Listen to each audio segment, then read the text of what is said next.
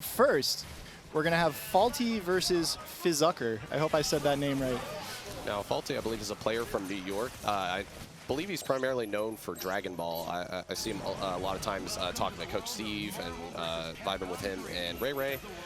So he might, I'm not entirely certain if he originated from Marvel or if he's brand new to the game, but I think we could expect great things out of him based on, you know, his associates. Yeah, for sure. I mean, a lot of those fundamentals you learn in team fighting games kind of transfer over between each other. So we're going to see how it goes. Jumping right into the match here. All right, and you can already see that Ray's rubbed off on him. He's playing the Ray's team, Magneto, Doom, Sentinel. Yeah, Magneto, Doom, Sentinel against Vergil, Raccoon, Wesker. Interesting team as Vergil finds the hit here to get us started. And one thing to note is that Raccoon is actually running the pendulum assist, the log trap. So we'll see a lot more left-right mix-ups, not necessarily Spitfire twice for lockdowns or any of those frame traps. Yep. All right, he's going to spend both bars. It's not going to kill Magneto here, but he should be able to get a nice little setup going. Log trap. All right, we're going to see a DHC try to keep Magneto alive, get Doom out, try to stall and let Doom recover some life. He's trying to set up some pressure right now with drones. Unfortunately, Raccoon is too small, but doesn't really matter when foot dive exists. Exactly, man. You're never too small to get foot dove in the back of the head. And Absolutely. This should be a dead Raccoon here, barring a drop. Gonna go on the extension with drones. Oh, a little too small, as you said.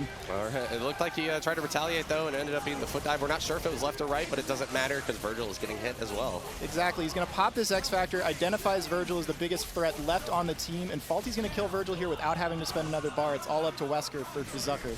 Getting a trip back to 2011 right now. We're going to see a maximum Wesker come out. Got the X Factor into the S. Managed to kill Magneto off of 3 hits. Yep, and Wesker does have those glasses off, so he has an additional speed and damage boost in addition to his X Factor level 3. Finds the low. Managed to get a Jaguar dash under the butter gun before it came out, and unfortunately dropped, but was able to get yet another Jaguar dash. All right, hard drive comes out from Faulty, gets a little bit of damage. Maximum Wesker is going to hit Sentinel, do a lot here. That's going to take him 2/3 of his life. Oh, got him with the cross-up S. Yeah, those teleports are so hard to see in X Factor level 3. Faulty just wasn't ready for it. Absolutely, and for newer players to the game, you're not going to see things that were a lot more dominant back in the day, like a Dark Wesker Anchor, so it's going to be hard to prepare for. Yeah, absolutely. But Faulty here finding some good pressure early, but gets hit with the log trap. One thing, oh, sorry, go ahead. Oh, go ahead. I was going to say this should be a full extension for Vergil, barring the drop, but there is the drop.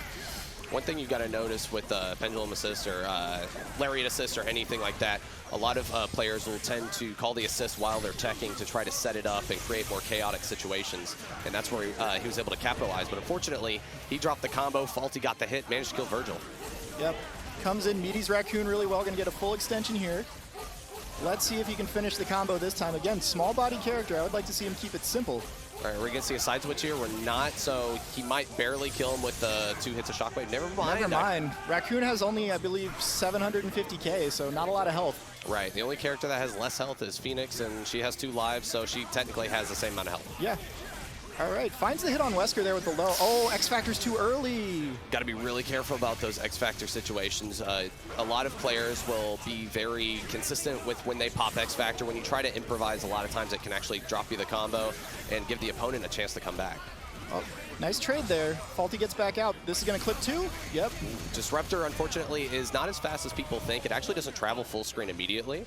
And Maximum Wesker, especially in X Factor, comes out almost instantaneously. Yeah. All right, incoming here for Sentinel. Doesn't choose to hard drive this time, just gets hit. Looks like he's respecting him too much, a little too much. I think he was scared after the last time with the Dark Wesker. Yeah. So he wasn't ready to mash on it since he didn't have X Factor. And that, again, is that unfamiliarity you talked about, especially if you're trying to come from a game like Dragon Ball where you get like a free incoming into the match when your next character arrives. You have to block in this game when your next character's coming in. Yeah, the momentum is not consistently reset every time, so things snowball a lot more in traditional versus games. Pops the X Factor early there for Fizzucker. Interesting choice. Now Faulty can just run away, time this out, and he won't have to worry about Dark Wesker this game. All right, looks like he's staying pretty patient. He's coming down with the Magnetic Blast. Got him with the overhead. Yeah, nice tri-jump late there. If he does this right, he should be able to kill without meter. Yep. He is going to spend the bar. I like it. Just keep it safe. You know, this is still a newer game for him, I'd imagine, so he's just keeping it basic. Tournament combos, as they like to say. Absolutely. All right, nice throw there by Raccoon. Not going to be able to kill. Going to have to TAC. This still won't kill, even if he team supers. Oh, doesn't finish the gunshot. He's going to have a homing fireball, though. Unfortunately, doesn't travel behind Raccoon. Yeah. All right, so Fizzucker without X Factor here, gonna get hit low, opened up by Faulty. Yeah, he's getting a little too predictable with his super jump gunshot. He's always doing the teleport to the ground. With Wesker, you can do any of the 3 teleports forward, backward, or to the ground off of the gunshot. Yeah, for sure. All right, dead Wesker here. It's all up to X Factorless Raccoon. Looking like Faulty's finally gonna get one on the board, but I don't want to speak too soon. Fizzucker's still in it, gonna throw out the trap. Trap is active for a long time. All right. Managed to actually back up and trigger the trap, which is fantastic. Getting that off the screen is imperative so Rocket is not able to create any free pressure off of it. Yeah, very smart decision making, and he backed up and triggered it and then called Sentinel, making sure his assist did not get hit. All right, let's see. There's still a trap out. Should be gone here in a matter of seconds. Doesn't matter as Doom Beam's going to clip Raccoon, and Faulty gets on the board. Absolutely. And for those playing at home, you may be confused why he was able to call an assist at super jump height. If you take a hit or a block at super jump height, you will be able to call your assist when you recover. And Vergil is starting off with a happy birthday, burning X Factor once again at the start. Magneto is going to die, and we're going to see a solo Sentinel. Let's see if Faulty has learned a thing or two from Ray Ray. All right, he's going to spend the hard drive this time, get out of the corner. I like that. He's still got 2 meters left in the tank. Interesting screen tear right there. Keeps Wesker full screen on the tag. All right. Faulty just playing real patient, trying to find his spots. Sentinel does struggle a bit against Raccoon. He has a lot of hard times getting in past those traps.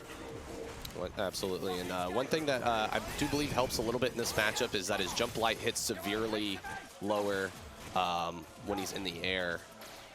Yeah, for sure. All right, gonna throw out the Hyper Sentinel Force, gonna pop X Factor. Raccoon was safe there. Nice block, but gets hit low. Oh, just raw S. Works every time. That move does have armor. All right, what's the mix here on Vergil? Just come in with Helmbreaker. Yeah, it looks like Vergil's getting the Dimension Slash right now, and I believe the fire alarm is going off. Oh, that's not a good sign. So we do have some attendees currently evacuating right now. Yeah. It looks like they're going to try to finish the game while the fire alarm's going off. Right. Well, gets the hit on Wesker here. He has plenty of meter to kill him. He's got to loop his hard drives. All right, here's one. Oh, does not get the bounce right, but finds the low. And that's going to be 2-2. And I think we're going to stop there because we got to evacuate the building here, folks. So we're going to be right back. All right, we are back. That was an eventful moment there. Someone pulled a fire alarm, I guess. So had a nice little break in between here, but we're back. We're going to finish up the match we were on between Faulty and Fizzucker. It's 2-2 right now. Yep, and in the meantime, we had a very hype series of rock, paper, scissors matches outside with the entire venue outside just chanting rock, paper, scissors, shoot, 2 out of 3. Very fantastic. We'll hopefully see some of those matches on Twitter later. That's got to be the most Florida thing I've ever seen. only at CEO can you find such hype moments. Absolutely. All right, so it looks like they're doing another button check, getting their hands warm again because we've been outside for about 35, 40 minutes now. So, but we're going to jump right back into it. It's 2-2. Yeah, so right now it's a best of 1. Both players hopefully got some of their nerves taken care of. It might actually be more nerve-wracking right now. We're seeing a Vergil and Raccoon pendulum assist, so things could get very chaotic very quick. Might see some 99-second X Factors just to try to close it out. Yeah. I would expect best of 1s to be more random just because if you can just get 1 slight advantage on your opponent, you can easily close it out, and that's it. For sure. All right. Oh, Magneto finds the low. Managed to get 60% on Rocket Raccoon. If he kills Vergil pretty efficiently, Rocket will come in with far less health. Oh, drops the combo, though. All right. Back to neutral here. Comes down. Doesn't get hit by Vergil. That's good. But a happy birthday, like you mentioned, Airborne. Going to pop that X Factor. Unfortunate because he messed up a series of blinks, and so he wasn't actually able to clear the space. Had to land right next to Vergil, and then had a poor assist call. That was capitalized on, but Magneto manages to fall out. Rocket Raccoon is getting hit while he's in X Factor. We're probably going to see a gravity squeeze here to get rid of the rest of the X Factor. Just Vergil Wesker against Magneto Sentinel, and that's a terrifying shell to deal with in a snowball-y situation. Yeah, it's Vergil here with no real neutral assist. Nice blocks, though. Gets opened up again. Oh, got him low there, time.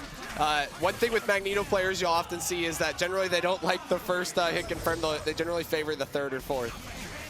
All right, Maximum Wesker on incoming, gonna block. Gonna be safe, gets the glasses off to get a nice little damage boost here. Gonna do it again. Don't like Fizzucker, wasting his meter like this, but Shockwave bringing Sentinel. Oh, that's gonna hit him. Yep. X Factor. Didn't X Factor in time, unfortunately. Yeah, almost got over there after the X Factor. Raw S! Hit him with the GC Yoshi Classic. Unfortunately, didn't get the super jump off of it. We're just exchanging stray hits right now, but this might be the end for Wesker. Yep, and that's going to be it. Faulty going to take it over Fizzucker. Okay, so very strong shell on the back end. Amaterasu, unfortunately, doesn't do very much damage. A lot of times her bread and butters cap out about 600, 700K, which is 200K below the average. But he does have Vergil in the middle for DHCs. But we're not going to see Vergil maybe in this game. Gets the happy birthday. Oh, Vergil falls out. Yep. Unblockable setup here. When that swoop is fully charged up, it is unblockable. And that's SkyHighClaw's game plan. He's going to spend the X Factor here, get rid of Vergil, going to bring back in Firebrand. Yep. Call Repulsor, and here we go. Oh, doesn't get the Repulsor assist call, but gets the hit. He actually let the swoop rip early there instead of fully charging it because he realized that the assist call didn't come out. Very smart on him to adjust. Yep. All right, going to spend the meter here to kill Ami. It's going to be all up to Nite's Hawkeye with X Factor and plenty of meter, but it's a matter of if he gets to play. Looking like it's not going to happen this game for him. All right, we're seeing a TAC exchange into Iron Man's TAC Infinite. For those that are unfamiliar with Iron Man, the first rep is really the hardest part of Iron Man. You don't actually have to do very much adjustments. Once you get the first rep and get that Smart Bomb OTG, it's very mechanical after that, so as long as you're consistent, it's very easy to land, and one of the easier infinites in the game. Yeah, I got to give a shout out to my man Dapvid from Atlanta, one of the early innovators of the Iron Man TAC Infinite, as we see SkyHighClaw take game one pretty convincingly there. Absolutely. Nite having trouble getting going here, and it's, you know, Firebrand's got a lot of fast normals too. So it's really hard to deal with that pressure as we see him get opened up low again. Right, and Amaterasu actually has the fastest light in the game at a 3-frame button, but it's literally just her closing her jaw, so the hitbox is almost non-existent in terms of where it exists on the screen. Unfortunate drop there earlier from SkyHigh. Dropped his raw tag combo, but finds another hit. Gonna kill Vergil without having to spend bar. Brings back in Firebrand, and here we go again. All right, where looks like SkyHighClaw's got his setups back under control. We're going to see another TAC Infinite. This time, he should actually be able to create enough timing for himself to actually... he won't have enough timing to actually set up... No, he will. He can DHC into Lumina's body. There we go. And yeah, that's unblockable. There is nothing you can do about that. Once you're stuck in the repulsor, you're going to get hit. Yep, and this is for... those unaware of Firebrand, he's known as the 300% character. Basically, all the teams that are built around him are, if he gets the initial hit and he gets the meter via a TAC exchange or reset, he basically is able to just like, as long as he doesn't drop any combos, actually close out a game full 300%. Just you can't do anything about it. Yeah, it just really turns it into a one-player scenario, as you mentioned. Finds another hit on Ami to start the round. Going to snap in Vergil. Yep. Gonna burn the X Factor, raw tag into Doom, and just the same stuff we've seen the first two games is SkyHigh sitting on a perfect right now. Yeah, he's not even wanting to challenge to see how strong Nite's Vergil may be, because any Vergil is deadly. So he's forcing all of Nite's potential to be on the Amaterasu or the Hawkeye, and even then, neither of them have good incoming options, so they're basically stuck falling into the repulsor every time. Yep, and as we see another TAC Infinite here on Ami. Doesn't drop it this time. Going to bring back in Firebrand. And like we said before, there's nothing Hawkeye can do in this scenario. He can't hit a button. He can't, you know, block an X Factor to try to escape. It's inevitable at that point. And SkyHigh has plenty of meters to finish him off here. Yep, and he only needs the 3 bars though. Yep, that's a perfect 3-0 for SkyHighClaw. He'll advance on in winners. Nite gonna, and yeah, Tong just gonna go with Hulk, Sentinel, and Haggar. He also runs the anti-air Gamma Charge assist, so when he does a team super, he's gonna get the Gamma Quake super rather than Gamma Wave or Gamma Crush. Right, Hulk is one of the few characters in the game that actually has access to 3 different supers based on his assist. I believe Gamma Wave gives him Gamma Tsunami, anti-air Gamma Charge gives him Gamma Quake, and then he gets Gamma Crush off the Gamma assist. Yep. All right, so into the match. All right, we're seeing Wesker, Dante, Doom, very fantastic shell in the back. All right, there's the air throw. All right, did not have Sentinel assist available, so he's going to spend the X Factor. Going to call Rocket Punch now, gets the hit. And this easy confirm here, going to go into Gamma Crush, kill off Wesker. I like this a lot. One thing that you'll notice about a lot of Doom Dante shells is that the biggest threat is generally on the point. Having the 2 best characters in the game in terms of support allows you to front load your team. Oh, gets the happy birthday there. Hulk gonna fall out, but Haggar's gonna take a lot of damage. Actually managed to get a prop shredder in there, and Oh, the Gamma Crush actually beat out before the $1 million came out. Yeah, so the follow-up of all the Gamma charges has one hit of Hyper Armor rather than Super Armor. The active frames aren't as long, but it allows you to go through more stuff. So something that I think worked out there in Tong's favor. But drops his combo, and CRZY going to get an opportunity to kill off Hulk here. All right, and he should be able to get Doom in it as well, hopefully, so that he can recover some of that life on Dante and possibly set up some super tag situations, as I like to say, THC, sorry. Yep. Gonna DHC into Doom, I like that. Gets Devil Trigger on Dante too, so he's gonna recover that red life faster. Tong hard drives out of the corner to avoid the mix-up and gets the frying pan coming down. I imagine he's gonna, oh, doesn't get the Tiger Knee, so he's just gonna do a Plasma Storm here and go back to neutral. Unfortunately, Haggar doesn't have any follow-ups in terms of DHCs. Mid-screen, he has to be in the corner to actually get the punch super. All right, so Tong finds the hit with Lariat, gonna do the mix-up fly and call Lariat. One of the benefits of Sentinel playing with the Lariat shell is you can fly in the air on opponents incoming and just call that Lariat and hope you get him on a left-right mix-up. Tong finds another hit and takes game one. You know, CRZY actually showed some great defense there, managed to block the ambiguous fly setup with the Lariat assist. Unfortunately, he's not respecting the Lariat assist, and that's honestly what's catching him for the majority. Yeah, it's one of those things where if you don't have a lot of experience playing against a Hulk Haggar shell or against Lariat assist in general, it's something that you're probably going to get opened up by more often than not, as we see Hulk go into Gamma Crush here, going to spend 2 bars to kill off Wesker. And unlike, you know, KBR, for those of you that watched earlier, Tong likes to do a lot of, you know, simple tournament combos. He knows his team can do a lot of damage because he's going to build a lot of bar over the course of the match. Drops the X Factor confirm off a Gamma charge, but finds the throw.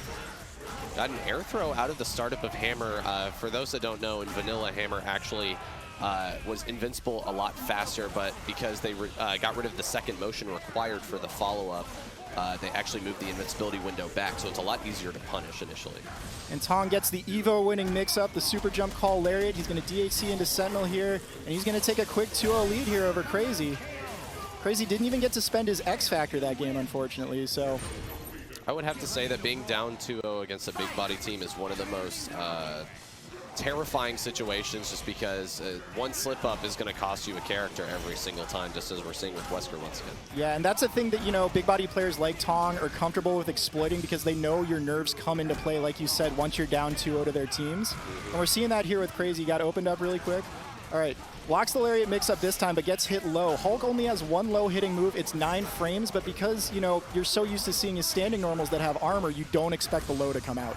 Yeah, and actually his overheads, I believe, are faster, having the access to the follow-up on the anti-air Gamma charge. I believe the first hit's 5-frame startup. Yes. All right, finds the hit again with the super jump Lariat mix-up. Gonna team super here, yep. So he gets Gamma Quake and gets Plasma Storm. That does a ton of damage in the corner, especially with X Factor, and Tong's gonna take it 3 over CRZY, advance on in the winner's bracket here. Most people can't tell by the color unless you play the character. By the way, if you guys are wondering, the colors around the character's portraits dictate which type of assist they have. Absolutely. Purple is alpha, the teal is beta, and blue is gamma. We're seeing bolts of Balthak for gamma. The other one you typically see from Dr. Strange is Eye of Agamotto, also known as Eye of Avocado. That is the beta assist, so you would see that teal background behind Strange. All right, gets the cross-up jump lightning there, gets the buster, and he's going to carry Haggar back into the corner. Now, Haggar does have 1.2 million health. That's tied for the second highest in the game, so Zero's going to have to do a lot of work here. But not enough damage. Actually going to opt to snap in, I believe, the Dr. Strange assist. Very good call. Take away the neutral options and put Haggar in the back. Yep. One thing you got to be careful about with Dr. Strange is that he falls a lot faster than most characters, so he will actually fall out of certain strings. You have to be very careful with setting up the lightning loops like here. I believe Eddie should be prepared. He managed to push them to the correct side that a lot of Zero players are more comfortable with. Yep. And managed to kill Strange without him dropping out. All right, nice block on the cross-up lightning, and push blocks so he avoids getting crossed up and hit with a buster. Eddie avoids getting hit by Lariat and finds the low on Dormmamu here. This should be a dead character bar and a drop. That pizza cutter was perfectly placed. He actually sailed above the Lariat assist, and it was active enough to actually hit Haggar as soon as he became, or as soon as he lost his invincibility. Yep. The bane of every big body player's existence is Zero. Absolutely. All right. I believe he stayed in front that time. Not entirely sure, but I want to say he did. He's going to pop X Factor here after the Rakoha. Just do it again. Rakoha, one of the few supers in the game that even though it looks mashable, it's not. It's always going to do the same number of hits. That's something that did carry over from Vanilla. Is not enough damage, takes game one. All right, looks like Bushido Brown is calling Dr. Strange up close. Generally, you want to try to call that as full range as possible. But unfortunately, with this matchup, Zero can stay grounded. If he has no reason to actually jump, then he can actually stand under the Bolt of Balthak and shoot his Buster to punish it without any worry. And there activates Sogenmu. Sogenmu, one of the supers in the game that has very little recovery after the flash, so it's usually perfectly safe. Even if the opponent has a normal stuck out, Zero's going to be able to recover in time. Haggar on his last legs here. It looks like he's going to DHC out. I like that. DHC's into stalking Flare to give Dormmamu some coverage. All right, we're seeing Eddie. It looked like he was trying to find a window to possibly move forward, but he just elected to stay back and got, unfortunately mistimed the happy birthday follow-up to the Chaotic Flame, but Zero would have fallen out there anyways. Dark Hole actually does not connect full screen on small characters like Zero and Rocket Raccoon, so he should have just gone into the second Chaotic Flame. Unfortunately, X Factor too early is losing Dormmamu for it. Another downside there too is he actually didn't have a meter to go into a second Chaotic Flame after that happy birthday, so I think that was maybe a possible brain fart there with the X Factor. We'll never know, but now he's out of X Factor and Haggar's going to have to hold this mix-up. That was a cross-up.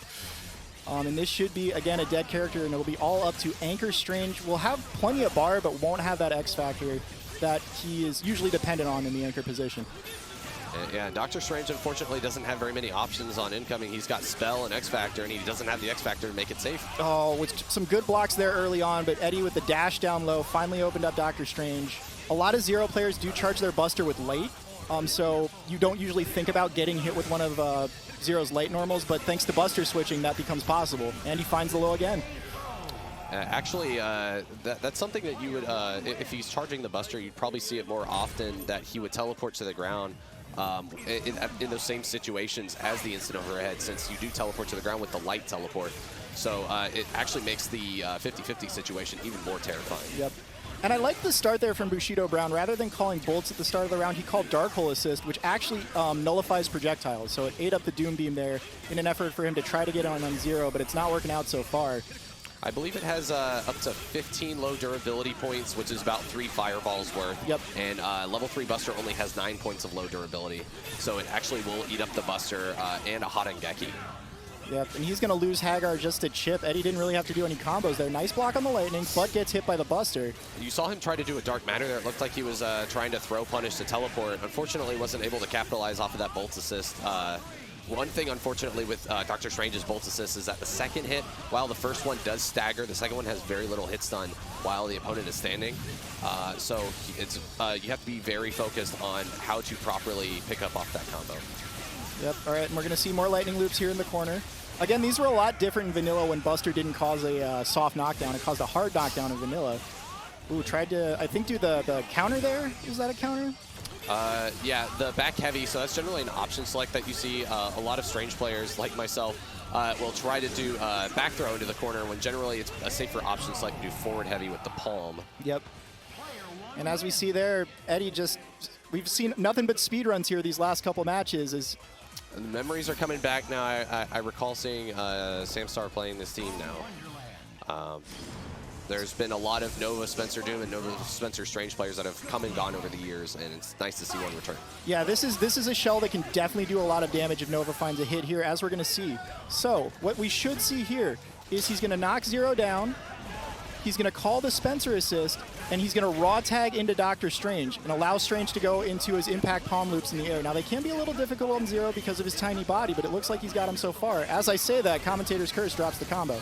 Actually, smaller bodies typically end up being easier for Strange. The ones that are typically difficult with flame loops are the big bodies, because generally when you land and do the you can do a grounded rep where you do palm, fireball, palm, and that allows you, if you end up accidentally super jumping forward a little bit and messing up your spacing, you can actually correct your spacing on the landing. Unfortunately, can't do that with big bodies. This is one of the great benefits of having Airborne on commentary here with me. A Strange player himself, he's able to clear up some misconceptions I had about the character, but none of that seems to matter now as SamStar raw tagged into Spencer, and Spencer's getting opened up, down to about 30% health here. Romora going to go into Sogenmu here after this lightning, and barring a drop, this is going to be a dead Spencer. Romora is currently playing the best player in the game best character in the game right now. Pixel Zero, most terrifying thing existing. Ooh, smacked him with the palm. We're going to see a spell of Vashani to snipe Doom as well. Can he get the double super? Can't, because of the hidden missiles dropping. Yep. All right, gonna just energy javelin out Doom. This is smart. Oh, finds the hit so that Romora can't DHC into Vergil. He typically likes to do that. All right, shout-outs to Blackwork. Here comes the best super in the game. We're going to see Helmbreaker, X-Factor, Devil Trigger.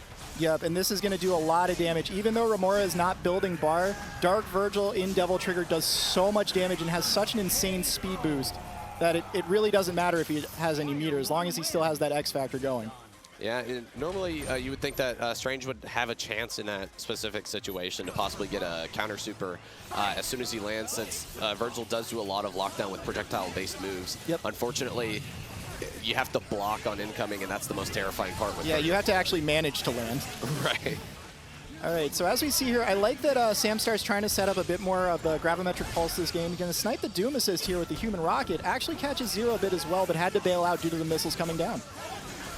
And great normal jumping from Romora. A lot of players you'll see that are conditioned to play against Nova know how to properly dodge the energy javelins without really committing to anything. So he's just able to just up back at the right time, dodge the energy javelins while punishing the Strange Assist. Yep. So Doctor Strange is bleeding a lot right now, so I imagine SamStar is going to try not to call him in neutral here for a little bit, which greatly limits his ability to get in on Zero. Snipes Doom again. But the Human Rocket is unsafe on recovery, so managed to get opened up there by Zero. And Romora here looking like he's in full control. Absolutely. We're going to see the corner carry with Rapid Slash. We're going to see some easy lightning loops set up. He's going to get the second bar at any given point, and definitely will kill Spencer. I believe you can get up to 500k, possibly more with lightning loops, which is stronger than any level 3 extension. Yeah, for sure. So Spencer is going to go down. It's going to be all up to Strange again. Comes in with Spell. That is going to clip Zero. And it clips Vergil. Interesting that Romora called Vergil Assist there rather than missiles to set up the incoming. Unfortunately, I think he actually got crossed up because it looked like he was trying to do Super X-Factor Super, and because the lightning Zero's taking the corner, he didn't get the second spell to kill both characters. All right, throws out the daggers, but Zero finds the air throw. Does he get the pickup? Yes, he does with the Vergil Assist. Very good there by Romora. Going to go into a TAC. Not going to do the TAC Infinite here, just going to build bar with Dr. Doom and TAC again into Vergil. And this should be enough to get the kill with the Dimension Slash Super, and it's going to be 2-0 Romora here over SamStar. A little gutsy to get that second exchange in there. He could have actually just finished with a Photon Array. I think he might have got realized his mistake when he did the foot dive, so he went straight into an exchange. It was a great way to keep that combo alive. Yeah, because if he had done the foot dive, as you mentioned, and then tried to go into Photon Array, Strange likely would have reset in the air. Or possibly only got hit by one line of the Photon Array, and that would have not been enough damage to kill him. Yep. As I was saying previously, Zero can stand under Bolts of Balthak and snipe it with the Buster at any given point, so generally you need to save it for the missiles call, try to counter snipe it, and just make sure you're never on the same linear plane as Strange and the Buster. Yeah, for sure. All right, so down goes Nova. In comes Spencer. Going to Bionic Bomber just to try to avoid a mix-up, but still gets pinned down in the corner. And the Okie Doke with the Buster. A lot of Zero players like to do that now. Just dash in, dash back, or teleport in, dash back, call Buster. One thing you gotta, you'll notice with a lot of Zero players is that they're either the type to either do double dash into Buster, or you're gonna see them throw a light in between. Yeah, one of the scariest things about Zero, even as a solo character, is he gets a lot of chances to open you up on incoming before it's your turn to play the game. And SamStar's Doctor Strange isn't even going to get a chance to play this game here in game number 3. Romora going back into the lightning loops. And Zero actually did lose a little bit of red health being on point, so that wasn't a perfect, but he did regain all the yellow health, so it was... So it can cause a lot of problems for a character, especially like Wesker, who likes to play on the ground. Not to mention, Wenster's playstyle is generally to be very aggressive and try to force advantageous situations. In Marvel Infinite, he plays Dante, Ultron, and a lot of time will just constantly do super tags, so he's going to try to find those situations, as he did with the Disruptor Assist, getting a happy birthday, and we're going to see him go, we're going to Team Super into the Shockwave. Unfortunately, didn't get the teleport. That could have actually created more damage, so Viper will live here. Yeah, Viper is going to live, but has not very much health, and she really doesn't have a good neutral assist right now. She's going to DHC out. Amy's going to slow it down with the Miss Super. And Marlin's going to find the hit here on Wesker. Going to spend the X Factor. I like this choice because, again, as you mentioned earlier, Amaterasu does not do a lot of damage by herself outside of X Factor. Going to do a bit of the Sword Infinite. Nice extension there with the burn kicking. All right, so we're definitely going to see Amaterasu stay in here, try to capitalize off of the slowdown of the X Factor. Psych, he raw tagged into Viper and had enough time to actually just react to his up back and punish him with a throw. I like this choice because he's going to attempt to go, yep, there it is, the Amaterasu TAC Infinite. And he has one of the more interesting infinites in the game. He dropped it, so we won't get to see it this game. It's really just one button. All right, so we're going to see Team Super from Wenster here, and that's good to lock down with $1 million. But Dante's going to take a little bit of damage here from the Ami Super. Actually does not. The Dante was off screen already, so the Blizzard did not connect on the Okami Shuffle. Oh, well, there you go. All right, so Wenster already taken out 2/3 of Marlin's team and finds the low on Am. He should have plenty of damage here to finish her off. Oh, as I say that, Commentator's Curse drops the combo.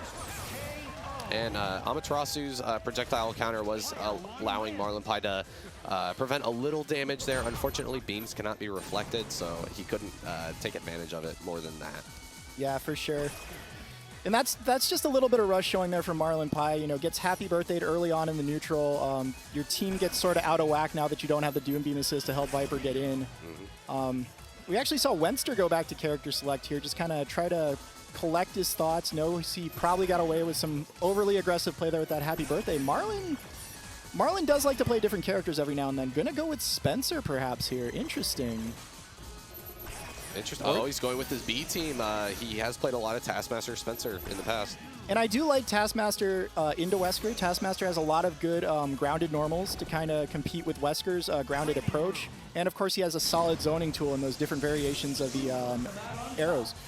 Also, I would like to mention, this came out as very powerful Viper tech after Marlinpie had stopped playing Marvel, where being able to charge Optic Laser and do walking seismos, as we call them, is allowing Viper to become very formidable in the neutral, and I don't believe he ever learned those. So having more control over the neutral with Taskmaster here will allow him to control the very proactive offense from Wenster. All right, gonna DHC into Bionic Arm, does get a follow-up off of this. Zip, 80K. So that up grapple there into the follow-up always does 80,000 points of damage. It is not affected by scaling. That's the 80K name. So you're gonna see it a lot in Spencer combos. All right, looked like Marlinpie got a little too frosty, ended up trying to go under and ended up eating a hammer. Wenster not able to capitalize off the situation. Marlinpie here relying on his solid movement, trying to get in with those assist calls with the Doom Beam and the Spencer Zip. All right, we're seeing $1 million here. I'm not entirely That's still certain. going to hit the, yeah, so the invincibility of Bionic Arm does not last very long. It basically finishes once he finishes saying the word Bionic, as we saw there. And Wenster's going to capitalize. Don't know if he needed the DHC, but does it just to be safe. And gets, you know, the more formidable shell in there with Weasel Shot and Magneto. Yeah, and Weasel Shot's allowing Magneto to get more of a horizontal lockdown assist. So he's actually, oh, sorry, we're going to see a super tag here. Let's see if Taskmaster successfully blocks it. Yeah, good blocks there by Marlin. Good awareness. All right, going to DHC into Dr. Doom. Definitely Marlin's best character, I would say, on this particular team. I like Wenster backing up there. I believe he actually had enough speed and timing to actually sail over the photon array, but Marlinpie has X Factor while he does not, so he could have potentially put himself in a bad situation. All right, so we're going to get the air throw here on Doom. Combo extension with Magneto. He's either going to have to reset like he does here because he's not going to get the damage he needs to kill Dr. Doom off that throw. Ooh, that was dangerous to him getting foot dive. Luckily, the Magnetic Blast was still there. All right, good push block there. Unfortunately, wasn't able to capitalize. He already used up his air dash there. Marlinpie managed to punish him with the Doom air-to-air assist. And that is a very difficult, I will say, air-to-air confirm there from super jump height there with Dr. Doom. So Marlin showing that he's still got it. Ooh, air throw there by Dante on incoming. Interesting. All right, and Wenster's got 3 bars. Unfortunately, no assist, so he couldn't have capitalized off of that air throw. The only time you can otherwise is if he has X Factor. And while he is normally capped at about 700,000 damage for 1 bar, he was able to kill Dr. Doom without using meter and hit him with the percolator, as Static and I like to call it. Yeah, so finds the Oki though there on Taskmaster, and Wenster going to go up 2-0 here. Marlin, again, trying to shake off the rust. Again, he doesn't play this game a ton anymore. But Wenster's very aggressive style, you know, he's showing no fear. He's always going in, swinging buttons. Even though Marlin had X Factor there, he was able to overcome it. And Marlin's just going to go back to Viper, I think. Stick with what he's comfortable with. The experiment is over. Let's see if he can try to create more situations. One thing that I would like to point out is Viper is able to stall in the air a lot better than most characters because she has the flips and the feint cancels on the burn kick. And so she can actually stall out the Disruptor a majority of the time. If he can correctly call Plasma Beam or Cold Star, he can protect himself while the Disruptor is leaving the screen. And he's using Optic Laser correctly to snipe the Magneto assist. All right, manages to find his way in this time with Viper, does get the low. Oh, but drops his combo. Unfortunate there for Marlinpie because Wenster's now going to get a pickup into a full confirm, and this should be a dead Crimson Viper. Oh, chooses not to Team Super. Interesting choice. Looks like he was favoring trying to have a better incoming setup here. We're going to see Viper DHC out. Doom's going to, get command thrown, excuse me. Yeah, unfortunately that was not safe for Marlinpie because Wesker did block the Sphere Flame in the air, was able to land and link that command throw. I like him not burning the assets here. Sorry, he did anyways. That forces Marlin to pop X Factor because Annie's also getting hit right now. Wants to keep his team healthy, so chose to burn the X Factor there and save both Annie and Dr. Doom. If Wenster had burned the X Factor there, I think he might have actually been able to kill Amaterasu. From the damage from the Shockwave $1 million, Amaterasu might have actually died. Yep. There's a 60% damage boost on assists when they are hit on the screen. All right, so nice air throw there by Wenster. He's going to pop his own X Factor here to take out Marlin's Dr. Doom. Going to spend the bar to get the glasses off of Wesker. Again, that does give Wesker an additional speed and damage bonus once those shades are off. Viper going to come in. Nice tech on the throw there. Needed that one. Ooh, EX Thunder Knuckle. One thing you'll always see with Viper, if she's got 2 bars, you're going to see the EX Thunder Knuckle rip into EX Seismo. All right, so has 1 bar left in the chamber just in case he needs to throw out another EX move. He is going to have a bit of trouble getting in because Cold Star assist, while it is like a horizontal assist, it only goes out horizontal and diagonally down. So not really a good tool for getting in. It's a good tool for continuing pressure once you're already in. Yeah, Wenster had a ballsy raw tag there.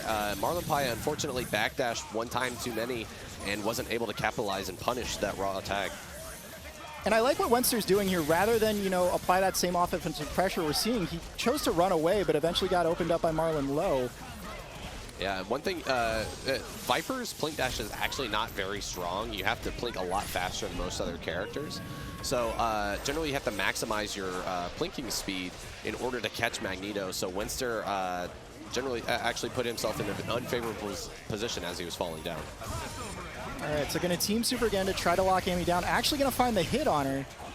She is going to fall out of the $1 million, so no combo continuation, but she took a lot of damage there. Now Wesker just spacing her out with the gunshot, goes low. Unfortunately, while the gunshot was getting reflected, it does not prevent Amy from getting hit by normals. All right, so it's all up to Marlin's Viper here, and I just don't think he has the time to get this done. Not a lot of time on the clock. And yeah, that's going to be it. EvilWenster takes it 3-0, and what I would call a bit of an upset. Marlin did look like he was a little rusty, but Wenster showed that he was composed and was not afraid to go in. Shoutouts to Rambam for being the scumbag of the year. Oh yeah, Rambam accepting the villain role in that matchup for sure. So yeah, on the player 1 side, we got Zero, Doom with missiles, and Vergil against Chris, Wesker, and Akuma. So let's get this going. All right, we saw Romora actually show Living Legend a lot of respect at the start. I think he's wary of the Tatsu assist. Chris getting hit by the stray missiles. Unfortunately, Romora wasn't able to capitalize in time. So Chris is able to get space back mid-screen, super jump, shotgun into falling incendiary grenade to save him. Yeah, and Chris has a lot of great tools for controlling space, but Zero is able to move in a lot of angles that Chris can't necessarily hit, but he finds the throw here, and this is actually going to be a dead Zero with his full extension, because that flamethrower does a ton of damage. He's actually going to go into level 3 to make sure he gets the job done. All right, Satellite Laser, Living Legend, hopefully getting a slightly better incoming setup. Unfortunately, wasn't able to get there for the meaty, just did a dash under Tatsu assist. Romora finding his way out of the corner, does have the 2 bars necessary to get Vergil onto point when he so decides. Yeah, it's just a matter of time, in my opinion, before he chooses to DHC into Vergil. Interesting to just call him there in neutral. Ran right into the flame grenade. Could have been really bad for him there, but luckily the grenade was pretty much out of time. Now we're going to see the DHC. Swords are on, and now he gets full control of the neutral. Right, Romora can... Oh, got his neck broken. Yeah, X Factor. Yep, you like to see that. Living Legend likes to do this a lot, especially on the second character. If he gets that air grab, he pops X Factor immediately, so he can build a ton of bar and keep that momentum for the next character coming in. Oh, hit him with a falling S after the shotgun. Wasn't expecting that. One thing that we're going to see with this matchup is that while Living Legend will struggle because his team is primarily ground-based and Doom is able to time out a lot of things. Oh, we didn't elect to do Satellite Laser there. That was smart.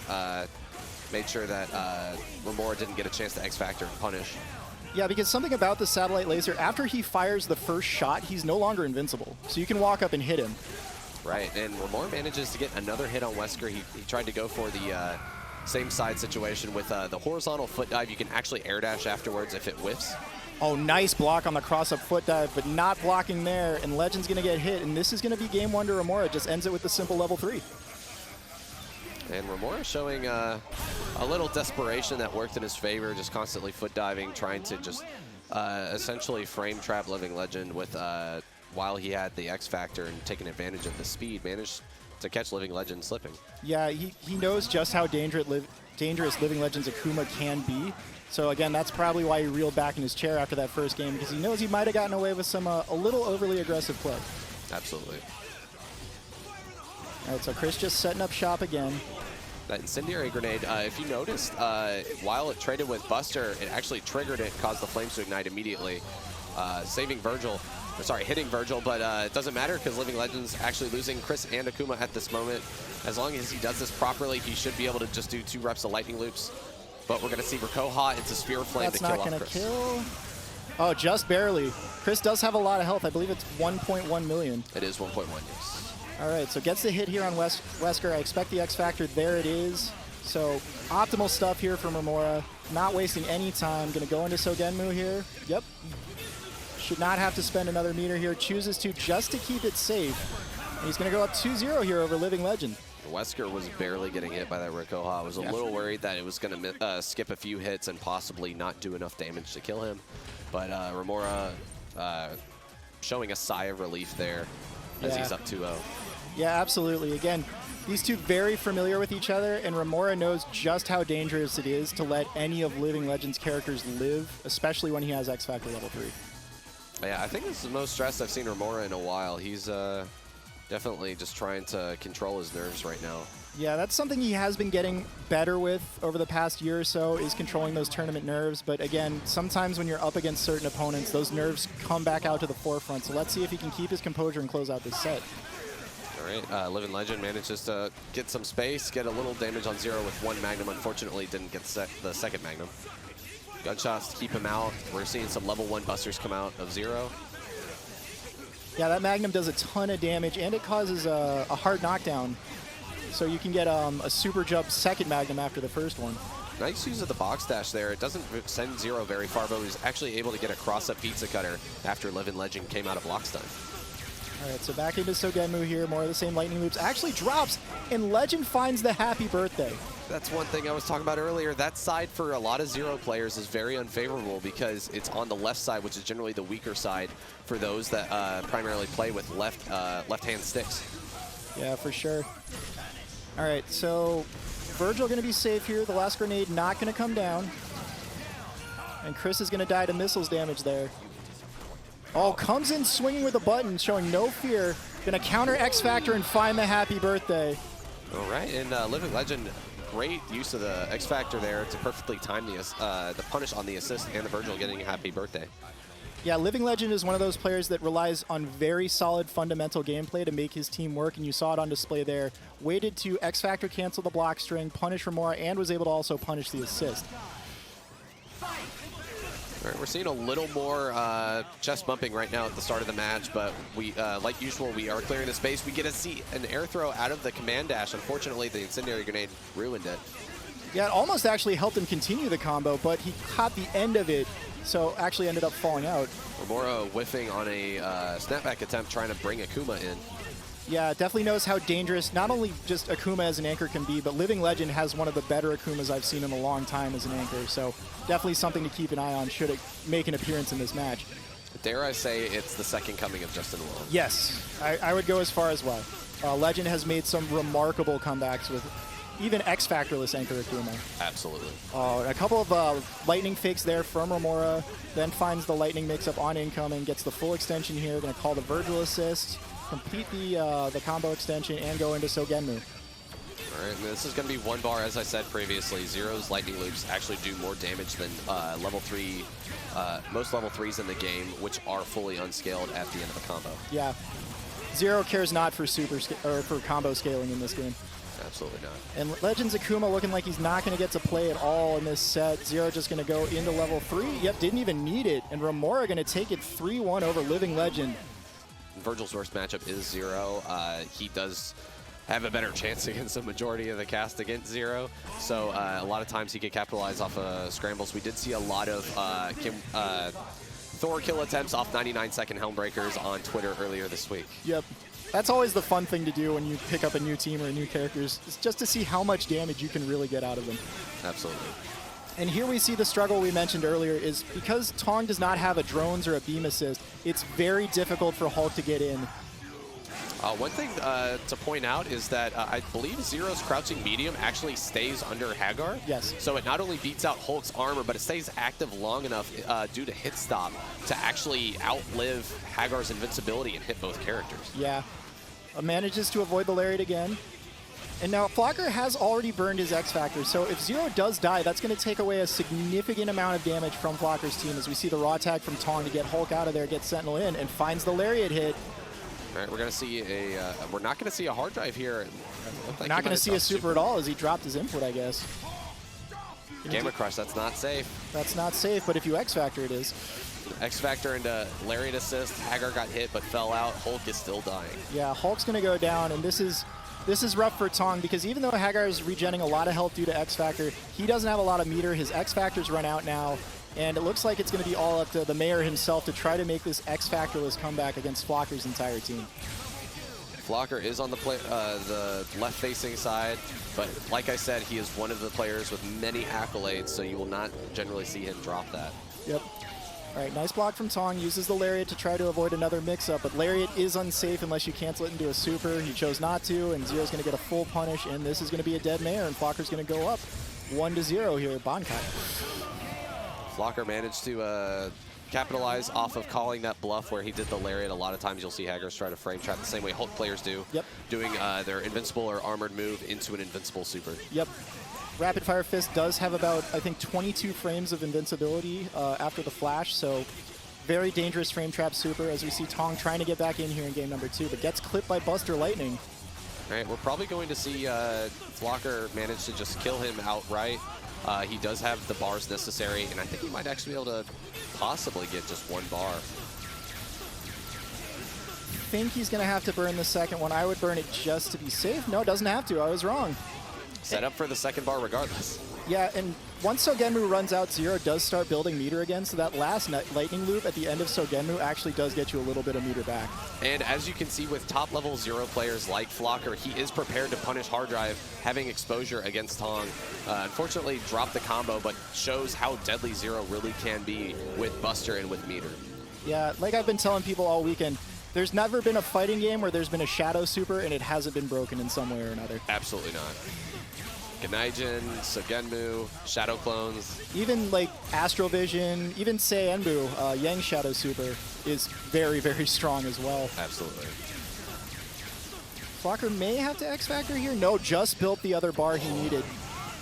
It looked very delayed. He got it looked like it might have been on the last couple hits of the lightning, so he actually mistimed his Sogenmu and wasn't actually able to pick up the combo. Oh, but finds the low and gets the perfect. Goes up 2-0 here over Tong. And Tong's one of those guys that even when he's down 0-2, he never panics, he never gets stressed. He's just here, he's relaxing, he's having fun. He lets you get stressed. Yeah, with someone that never really gets to sleep, it's not there's not much point to him fretting over it. Exactly. You got no time to be stressed if you don't have time to sleep. Absolutely. All right, so he is going to switch to his Wolverine team here. I believe Asian Demon also used to play this team. So we're going to have Wolverine, Doom, Wesker, a very 2012 sort of team here. Absolutely. Shout out to Asian Demon. I actually saw him earlier today. I didn't say hi, but I don't remember if he remembers me. So. Yeah, nice to see him back in the scene. I know he hadn't touched the game really in about 2 years. As we say all of that, Tong has spent his X Factor, and he has killed off Flocker Zero. So first time he's won the point war here.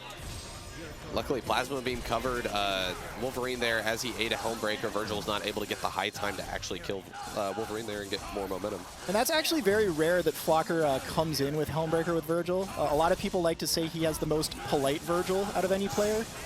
But he's going to pop the X Factor here after this happy birthday, and it's going to be all up to X Factorless Wesker in the back to try to keep Tong's hope alive in the winner's bracket of this pool. Unfortunately, we're seeing everyone's worst nightmare, X Factor 2 Vergil with an assist, Devil Trigger, and Round Trip available. Yep. Going to spend the meter here, got plenty of bar, going to go into Gimlet. Kiss of Fire, actually. Oh, yeah. All right, that works just as well. And Flocker's going to take it 3-0. He's going to send Tong to loser. He's going to advance on in the winner's bracket himself. Yeah, he's going to choose to go with Hidden Missiles assist here, try to provide him a little bit more lockdown than Beam could. Yeah, it looks like Flocker actually ends up using the same color Vergil as Eddie, so he elected to use the alt costumes. Yep. Flocker, one of the very few players I see that uses the alt color for Zero, that Mega Man X armor. Absolutely, and not enough damage. Infamous for the Kobe, which is named after, of course, the colors that Zero has, which modeled after the Vile colors in Mega Man X. Yeah. The names are switched right now, guys. We'll have that fixed for you in just a second. It's actually not enough damage that's getting hit right now, not Flocker. As Net Zero is going to go down. Let's see the incoming here on Doom. Nice blocks. Blocks every layer possible and finds the happy birthday. Great defense there, but not enough damage. All right, we're going to see the simple X Factor extension for Doom into Photon Array. Didn't even have to burn the second bar. Here comes Vergil with missiles against Vergil.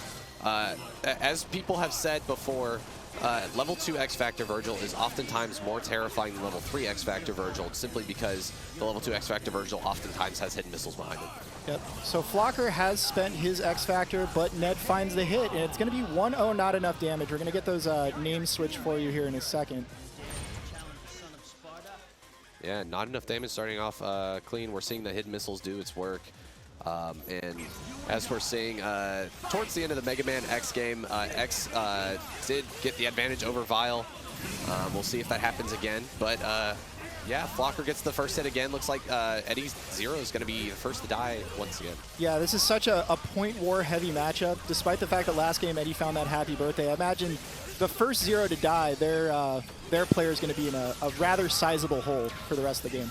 Yeah, most of the times when you see Zero Mirrors or Zero Morgan matchups, it always comes down to whoever gets the first kill. All right, nice falling M there by not enough damages. Manages to confirm there with a standing late. Going to get the full combo here. Ooh, almost drops. Yeah, so as I was telling people previously, hits on deterioration in this game is time-based, so the longer it takes you to do a combo, the less hits you'll actually be able to get. So if Doom messes up a dash in any of his loops in the corner, he actually loses one whole rep. Yep. Not enough damage, was able to correct it in time. All right, raw tag into Hawkeye. Interesting choice here. Does that so he can DHC back into Vergil and get the swords on. I like that by Flocker. Great awareness by Flocker to recognize that Eddie's Vergil was actually behind him, so he managed to correct the spiral swords motion and didn't accidentally get a double trigger.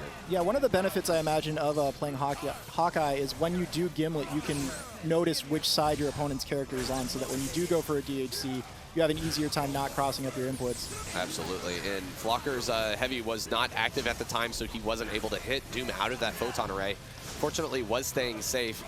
Eddie trying to do something with this level 3 X Factor before it runs out. Flocker doing his best to time it out.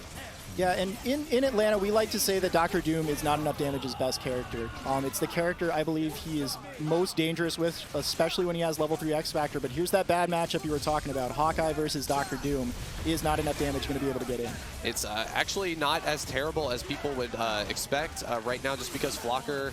Oh, sorry, he got another bar. Generally, as I said before, the 9-1 matchup primarily comes from when Hawkeye actually has the meter. Oh, got sniped by a Gimlet. Great awareness by Flocker to just get the whiff punish and finish out the game.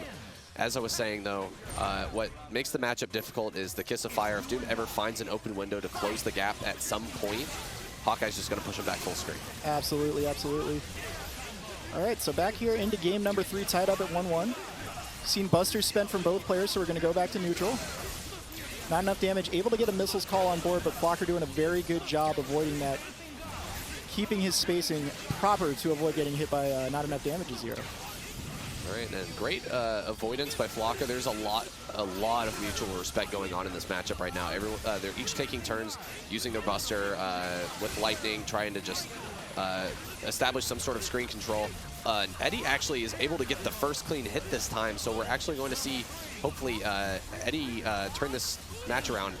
Yeah, that is a pressure choice that Not Enough Damage is very well known for, is the jump up, dash down, go for crouch light with 0. Oh, we saw the Kobe! Oh, the Kobe broke his ankles. Oki doked him. Vergil is not going to get to play this game, barring a drop here from Eddie. Fantastic, fantastic incoming. So one thing that a lot of people may be confused with as why we're calling it Kobe, it's kind of, it looks like the attempt of like a fake three-pointer into, you know, sidestep, actual three-pointer. And it actually, Zero looks like he's doing that, ends up making you think that he's crossing up and stays in front. Yep. All right, so Fizzucker has already spent his X Factor here. Hawkeye has a ton of meter to work with. Not Enough Damage spends his X Factor to save Zero there because he was probably going to die from that Gimlet.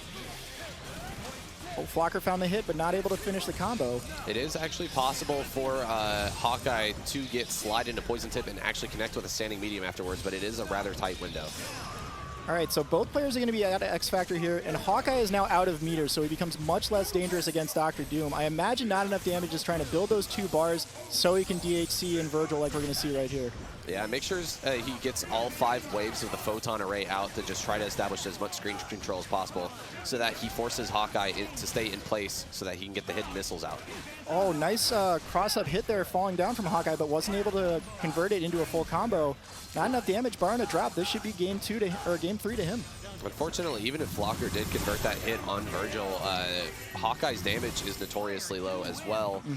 Even though he has poison damage to get some extra damage tacked on, he would have to force a reset and get 2 additional hits in order to close the game out. Yeah, the poison from the poison tip arrow can't actually kill an opponent, but it can significantly drain their red life. Yes. All right, we're seeing Eddie get the first hit once again. He's on a tear right now, trying to close out the set as quickly as possible. Someone as great as Fizzucker, you want to not give him any chances to breathe. Unfortunately, he did reset, though. Yeah, went for a rather cheeky reset, I'll say. You know, sometimes you'll see players do that when they have a 2-1 or a 2-0 advantage in the set. They'll try something a little bit more risque. But it worked out for Eddie there as he was able to kill off Zero. Wins the point war again. Stays in front. Great push block by Fizzucker, so he doesn't have to worry about any left-right ambiguity, excuse me. Oh, gets clipped low, though. Probably going to lose his Vergil again. It's likely going to be all up to anchor Hawkeye once more for Fizzucker. Yeah, and you'll notice that Eddie got the hit off of Lightning. Lightning is severely positive. It does have massive startup, though, so if you see Zero players do Buster Lightning at lower levels, it is actually very punishable. There's a large window to punish on block. Oh, and Fizzucker tried to Gimlet there, ends up getting punished. Oh, great awareness. He knew that he wasn't going to be able to convert there because he did the light teleport to the ground too late, so he just went ahead and reset it with the air throw. Yep, calls the missile assist to get an additional extension here. Gonna go into Rakoha, and I imagine just an X Factor. Straight into the Sphere Flame, just to guarantee it. Looked like the Rakoha could have potentially allowed Hawkeye to fall out, so great awareness there as well. Eddie closing out the set.